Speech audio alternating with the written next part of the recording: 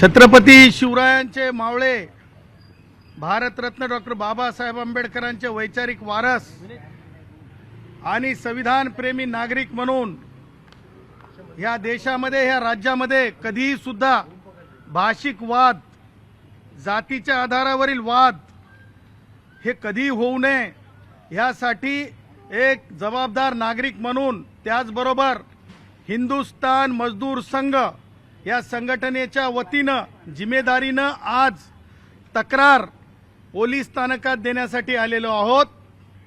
Police स्थानकात तक्रार दिलेली आहे।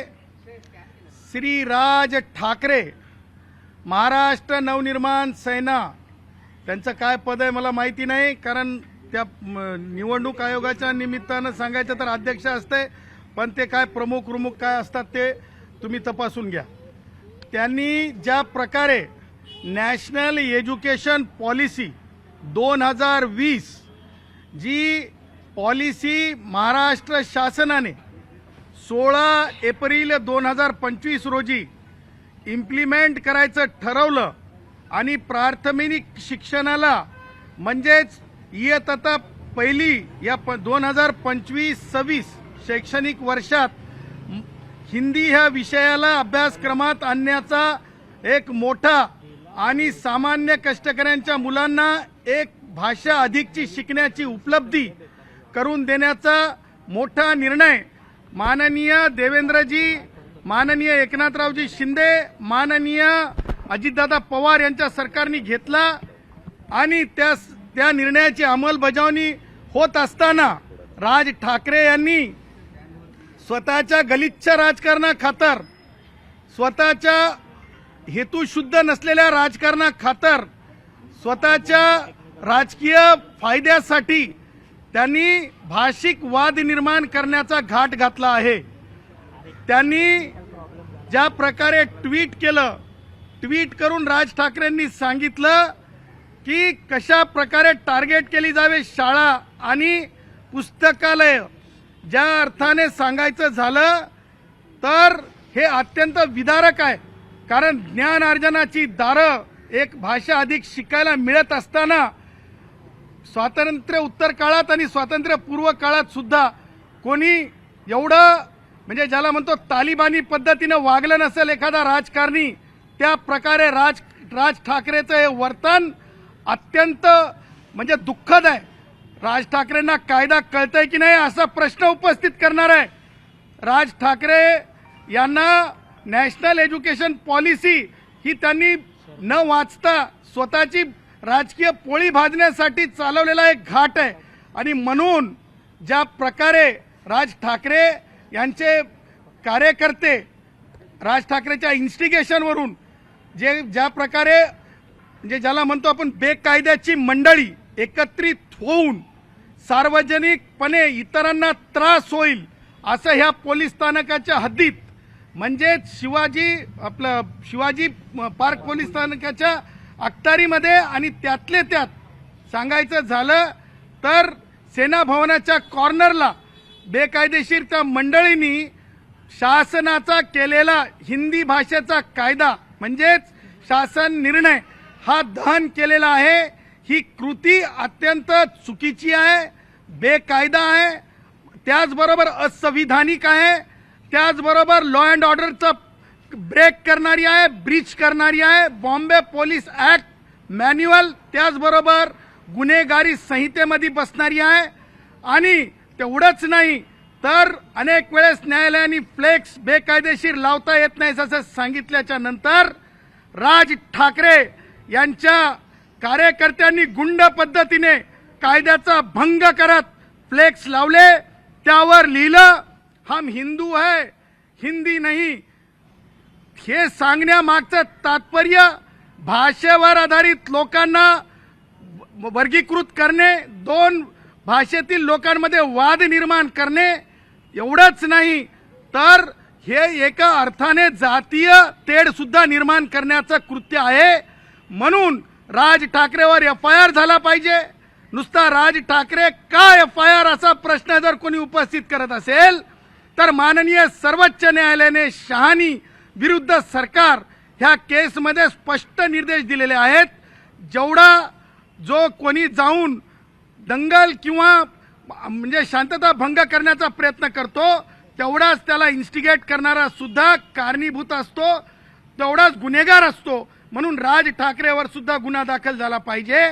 त्याचबरोबर राज ठाकरेला विद्यार्थ्यांना म्हणजे त्यांचं मनोबल खचवणे थांबवण्यासाठी, त्याचबरोबर पालकांमधली भीती थांबवण्यासाठी, त्याचबरोबर पुस्तक विक्रेत्यांना एक त्यांचं मनोबल वाढवण्यासाठी, अरे आजूबाजूला दारूची दुकानं आहेत ती बंद करण्यासाठी निवेदन द्या ना. तेव्हा तुमचे चेहरे आणि तुमचे मर्दानगी कुठे जाते? पुस्तकालयाला म्हणता हिंदीचं पुस्तक कसं देईल? अरे अनेक पुस्तकं द्यायला सांगा. ही ज्ञानार्जनाची नगरी आहे मुंबई. ते न करता तुम्ही धमक्या देताय. त्या सगळ्या गोष्टी लक्षात घेता राज ठाकरेला कायदा संमत असेल तर अटक झाली पाहिजे, त्यांच्या कार्यकर्त्यांना अटक झाली पाहिजे, त्यांना प्रतिबंध केला पाहिजे. हे करत असताना आज आम्ही पोलिसांना नॅशनल पॉलिसी दिलेली आहे 2020 ची एज्युकेशन पॉलिसी. त्यांना त्यांच्या पोलिसांना अभ्यास करून राज ठाकरेवर कारवाई करण्यासाठी. एवढंच नाही तर जी शासन निर्णय झाला, ज्या शासन निर्णयाच्या आधारे हिंदी भाषा जी अभ्यासक्रमात आणण्यात आली तो शासन निर्णय सुद्धा देण्यात आलेला आहे. आणि एकूण ही सगळी कार्यप्रणाली पाहता राज ठाकरेवर कारवाई व्हावी ह्याकरिता आज आम्ही तक्रार दाखल केलेली आहे. म्हणजे दुटप्पी आहे का तुम्ही असं म्हणतात की एकीकडे ते हिंदी भाषेला विरोध करतात आणि दुसरीकडे मात्र दारूची दुकानं वगैरे ती मात्र त्याच्या संदर्भात कोणती भूमिका घेत नाही? बघा, राज ठाकरेची कधीच भूमिका एखाद्या गोष्टीला डेस्टिनेशनला नेलेलं पाहिलं का तुम्ही? मला एक सांगा, अरे जी लेकरांना तुम्ही ज्यांना सांगता मराठी शिकवा, तुमचे पहिले 5 जे कोणी प्रमुख असतील त्यांची लेकरं ही मराठी शाळेत शिकलीत असं डंके की चोट पे समोर येऊन सांगा. तुम्हाला केडल रोडवरल्या शाळा लागतात स्वतःची लेकरं शिकवताना, आणि आमची कष्टकराची, श्रमजीवीची, शेतमजुराची, शेतकऱ्याची लेकरं शिकवताना मात्र म्हणता तुम्ही त्यांना वर्नाक्युलर लँग्वेजमध्ये शिकायला टाका. तुम्हाला अधिकची एक भाषा शिकली ती तुम्हाला रुचत नाही, जमत नाही, ही जळजळ आहे. आणि तुम्हाला सांगतो हे GR जाळायला कुणाला पाठवलं तर सामान्य कष्टकऱ्यांच्या लेकरांना. ते वडापाववाले असतील, ते टॅक्सीवाले असतील, रिक्षावाले असतील, बेरोजगार असतील. स्वतःची लेकरं काय करत होती तेही सांगा. बेडरूम मध्ये बसून क्रिकेटची मॅच पाहत होती का? म्हणजे गुन्हे दाखल व्हावेत तर सामान्य कार्यकर्त्यांवर व्हावेत, त्यांनी आपलं झुलत राहावं. ही जे धोरण आहे हे दुटप्पीच नाही तर स्वतःच्या कार्यकर्त्यांना सुद्धा वेटीस धरणं. तुम्ही मला सांगा, टन टन टोल रे बाबा, टन टन टोल रे बाबा, टन टन टोलचं काही झालं का? एल्फिस्टन ब्रिज रे भाई, एल्फिस्टन ब्रिज रे भाई, तिथं जाऊन बघा. निर्जन्य एकही माणूस त्यांचा तिथं सापडणार नाही. शोधून पहा आणि आम्हालाही सांगा. त्याचबरोबर तुम्हाला सांगतो, हे सगळ्या आता परवा बँकेच्या बाबतीमध्ये आम्ही भूमिका घेतली. का घेतली भूमिका? अरे तुम्ही टार्गेट कुणाला करता? टॅक्सीवाल्या भावाला. टार्गेट कुणाला करता? सिक्युरिटी गार्डला. टार्गेट कुणाला करता? अरे आमच्या मुली बहिणी, अरे देशातून कुठूनही आले असतील पण त्या बहिणी आहेत. प्रभू श्री राम अयोध्येमध्ये अयोध्या आहे म्हणून केवळ उत्तर भारतीयांचे नाहीत, कन्याकुमारी पासून काश्मीर पर्यंत सगळ्यांचे प्रभू श्री राम आहेत. त्या विचाराचे आम्ही आहोत. छत्रपती शिवाजी महाराज दिल्लीपर्यंत नाही तर जागतिक स्तरावर छत्रपती शिवाजी महाराजांची स्वराज्याच्या स्थापनेबाबतची भूमिका ही या हिंदुस्थानासाठी ही नेहमी जे आहे आदराची राहणारी आहे. अशा परिस्थितीमध्ये तुम्ही सामान्यांना टार्गेट करण्याची तुमची सातत्यानं भूमिका, विक्टिमाइज करण्याची तुमची सातत्यानं भूमिका ही कुचकामी आहे, ही राजकीय फायद्यासाठी आहे. आमचं म्हणणं नाही तुम्ही रोज जेवणावळी द्या, रोज तुम्ही एल्फिस्टनच्या रोडला आणखीन एक रस्ता काढून घ्या, परंतु आता तुम्ही विद्यार्थ्यांच्या ज्ञान अर्जनावर उतरलात आणि जेव्हा ज्ञान अर्जनावर तुम्ही उतरलात विद्यार्थ्यांच्या, तुम्हाला कायदेशीर धडा शिकवण्यासाठी हे पहिलं पाऊल आहे, हे पहिलं पाऊल आहे. याच्या नंतरची पावलं अधिक कठीण असतील त्यांना हे सुद्धा आज मी सांगू इच्छितो. पण हिंदी सक्तीची का पाहिजे? पर्याय असायला पाहिजे त्याच्यामध्ये, पण मराठीला त्याच्यामध्ये तडा जाऊ शकतो ना. हिंदी का सक्तीची पाहिजे? महाराष्ट्राचं उत्तर भारतीयकरण करणं आहे, गायपट्ट्यात महाराष्ट्राचा समावेश करणं आहे, अशा पद्धतीने विरोधकांचा आरोप आहे. सगळ्यात महत्त्वाचं की तृतीय भाषेची गरज काय मराठी विद्यार्थ्यांसाठी असा देखील सवाल विचारला जातो. विद्यार्थ्यांकडे पर्याय असायला पाहिजे. आता तुमचा प्रश्न झाला असेल तर उत्तर देतो, कारण गोंधळात तुम्हाला उत्तर नको, कारण कानटळ्या उघडल्या पाहिजेत त्यांच्या सुद्धा. लक्षात ठेवा, विज्ञान दिष्टित व्हा. विज्ञान युग आहे आणि एक नाही, चाइल्ड सायकोलॉजिस्टच्या रिसर्चमध्ये अनेक ठिकाणी आणि तेच त्या म्हणजे जे शासनाचे प्रमुख आहेत त्यांनी सुद्धा त्याला अधोरेखित केलेलं आहे की वयाच्या 15 वर्षापर्यंत विद्यार्थी एक भाषा नाही अनेक भाषांचं ज्ञानार्जन करू शकतात. आणि तुम्हाला सांगतो, एका उदाहरणामध्ये सांगण्यात आलंय, जेवढी हार्ड डिस्क कम्प्युटरची असते त्याच्यापेक्षा जास्त वयाच्या 15 वर्षापर्यंत आपला जो मानवी मेंदू असतो तो संग्रह करू शकतो, समाविष्ट करू शकतो माहितीचं.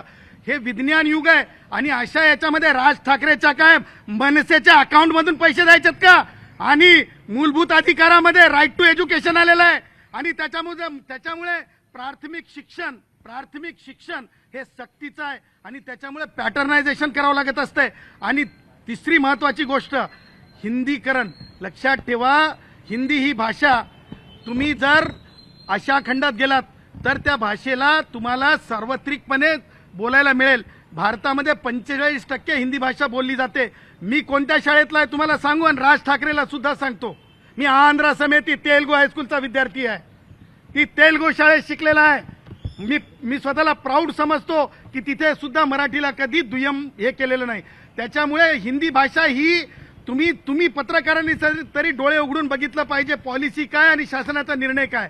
शासनाचा निर्णय असा आहे की 2000ला इंग्रजी भाषा अंमलात आणली तेव्हा राज ठाकरेला काही वाटलं नाही, इंग्रजांची भाषा वाटली नाही. आणि त्याच्या अगोदर मराठी भाषेला पहिलं स्थान आहेच, कंपल्सरी लँग्वेज आहेच. आणि आता नॅशनल पॉलिसी अभ्यास पूर्ण झाल्यामुळे एक भाषा समाविष्ट करायची होती, त्या भाषेला सुद्धा जे आहे आपण तिसरी भाषा म्हणून समाविष्ट केलंय. आणि त्याच्यामुळं अधिकची भाषा शिकण्यासाठी तुम्हाला सांगतो, तुम्ही पत्रकार बातमी कराल, राज ठाकरे सारखे पोळी भाजून घेईल. कोणाची TRP आहे भाई, तो कोणाची काय आहे भाई, राजकीय पोळी आहे भाई. पण एकही पालक, एकही मायबाप, एकही बहीण भाऊ असं म्हणणार नाहीत की आमच्या मुलाला अधिकची ऍक्टिव्हिटी देऊ नका, आमच्या मुलाला अधिकचं शिकवू नका. त्याचं कारण सांगतो, नॅशनल पॉलिसी वाचल्यानंतर समजेल. IBDPचा दर्जाचं शिक्षण द्या असं ठरलंय आणि त्याच्यामुळे काँग्रेसांच्या काळात ते घडलं नाही, कुणाला आठवलं नाही.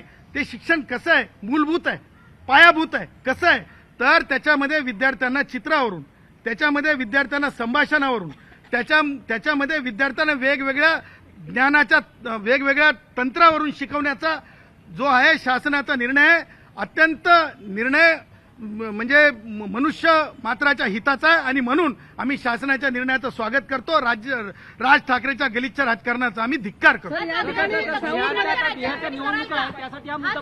दक्षिणेकडच्या राज्यांसाठी धराल का? हिंदी भाषा दक्षिणेकडच्या राज्यांना सुद्धा लागू केली जावी का? एक लक्षात ठेवा, दक्षिणेत तुम्हाला सांगतो, मी साऊथ मधला आहे. मी तुम्हाला सांगतो, मी तेलगू शाळेत शिकलेला माणूस आहे.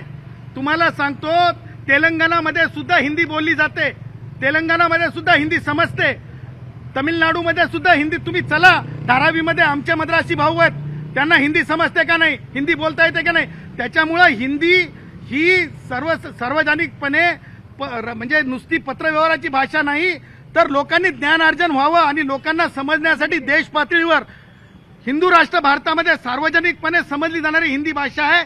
इतर राजकारण राज ठाकरेंनी करू नये आणि कुणी करू नये. इतर राज्यांमध्ये मराठी शिकवली जावी, इतर राज्यांमध्ये मराठी शिकवली हे जावी. पहा, तुम्हाला मी काय सांगितलं, छत्रपती शिवाजी महाराजांनी महाराष्ट्रातून सुरुवात केली आणि देशावर हिंदवी स्वराज्य आणलं. आम्ही सुद्धा सुरुवात या महाराष्ट्रातून त्रैभाषिक सुरुवात झालेली आहे. आणि माझी खात्री आहे की म्हणजे तुम्ही जर पर्सनली विचार केला, पर्सनल परसेप्शनने विचार केला तर अधिकच्या भाषा शिकणे काही गैर नाही.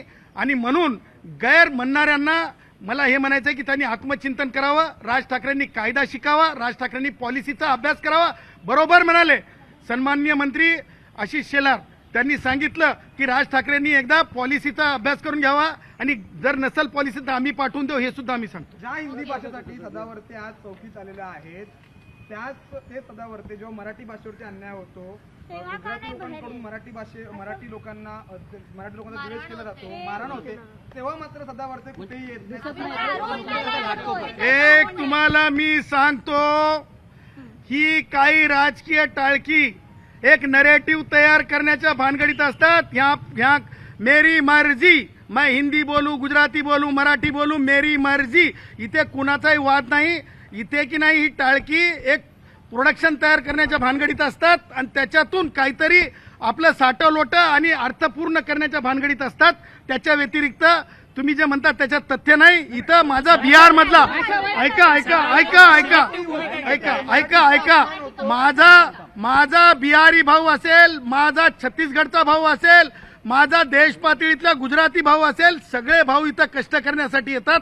अपवादात्मकरित्या एखाद्या घटनेला म्हणजे नरेटिव्ह तयार करण्यासाठीच्या भानगडीला मी थारा देत नाही.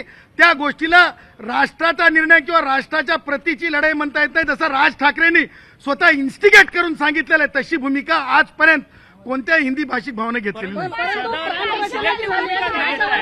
एकेकानं मला असं वाटतं तुम्हीच कार्यकर्ते बनलात, मला असं वाटतं तुम्हीच कार्यकर्ते बनलात. भैया फिर मुझे हिंदी में बोलना पड़ेगा. एकेकानं बोला अरे भैया तुम इस तरह से अगर बोलोगे तो व्यूअर्स क्या सुनेंगे, तुम्हारा दफ्तर भी तुम्हें नोटिस देगा. अरे वो जवाब तो देने दीजिए. तुम्ही सिलेक्टिव्ह भूमिका अरे भैया हम सिलेक्टिव नहीं ले रहे हैं. तुम कन्नड़ी भाषा भी यहाँ पे रह के यहाँ पे तुम्हारे माध्यमिक शिक्षा में तुम पढ़ सकते हो. कहने का मतलब यह है कोई सिलेक्टिव नहीं है, ये अधिकार की बात है. भारत के संविधान में जो है आर्टिकल 21 में प्राइमरी एजुकेशन को कंपलसरी बोला है. उसके अंदर एक पैटर्न दिया जाता है. नेशनल पॉलिसी कांग्रेसियों ने कभी बनाई नहीं है. पहली बार मोदी जी की सरकार ने उस पॉलिसी को फाइनली किया और देवेंद्र जी की सरकार ने उसे जो है अमल में लाया. इस बात का स्वागत होना चाहिए. भाषाएं मराठी पढ़ो, भाषाएं संस्कृत पढ़ो और भी विदेशी भाषाएं पढ़ो, उसमें कोई वो नहीं है. लेकिन गरीबों को, कष्टकरियों को, मजदूरों को, उनके बच्चों को कोई केडल रोड के स्कूलों में जाने को नहीं मिलता, डॉन बॉस्को में जाने को नहीं मिलता भैया. और वहां पर अगर हमारे बच्चे मराठी भाइयों के हो, हिंदी भाइयों के हो, गुजराती भाइयों के हो, वहां जाकर एक अधिक की भाषा पढ़ते हैं तो तुम्हें क्यों जलन होती है, एसिडिटी क्यों होती है, सोच की एसिडिटी. नाही, त्यांना हीच पण विषय हिंदी आहे की भाषा जर ही अजूनही भाषा राज्यभाषा म्हणून गणली जात नाहीये. मान्यता नाहीये. राष्ट्रभाषा पण किसने कहा राष्ट्रभाषा नाही आहे. राष्ट्रभाषा की नहीं. एक देखिए संविधान को पूरा पढ़िए, संविधान को पूरा पढ़ी है, संविधान के निर्मिताओं की भूमिका पढ़ी है. देखिए हिंदी और अंग्रेजी भाषा के बारे में संविधान के संशोधन करने की भी अभी तक जरूरत नहीं पड़ी है. ना तो राज ठाकरे ने कभी कहा है कि संशोधन हो. ये दो भाषाएं जो है राजभाषाएं हैं. राष्ट्रभाषा की आप बात करें लेकिन राजभाषाएं हैं. किसी मंत्री महोदय ने जैसे संजय सिरसाट जी ने राजभाषा बोलने से राष्ट्रभाषा बोल दिया तो तुम लोगों ने चला दिया. देखो कहने का मतलब यह है कि किसी चूक को लेके तुम चलाते हो. अरे लेकिन बच्चों को कहते हैं कि ये नहीं पढ़ने देंगे, किताबें नहीं देने देंगे, ये तो नाइंसाफी है. इस चीज को कौन स्वीकार करेगा. इस तरह के चीजों को अमल लाने के लिए कानून, भारत का संविधान पूरा पुरजोर तैयार है. और राज ठाकरे और उनकी हरकतें नहीं रुकी तो हम इसके आगे का कदम भारत के संविधान के तहत किस तरह उठाएंगे. इसके पहले भी जरंगे के केस में दिखा है, इसके पहले भी राज ठाकरे के बैंकिंग में देखा है और आगे भी राज ठाकरे देखता रहेगा.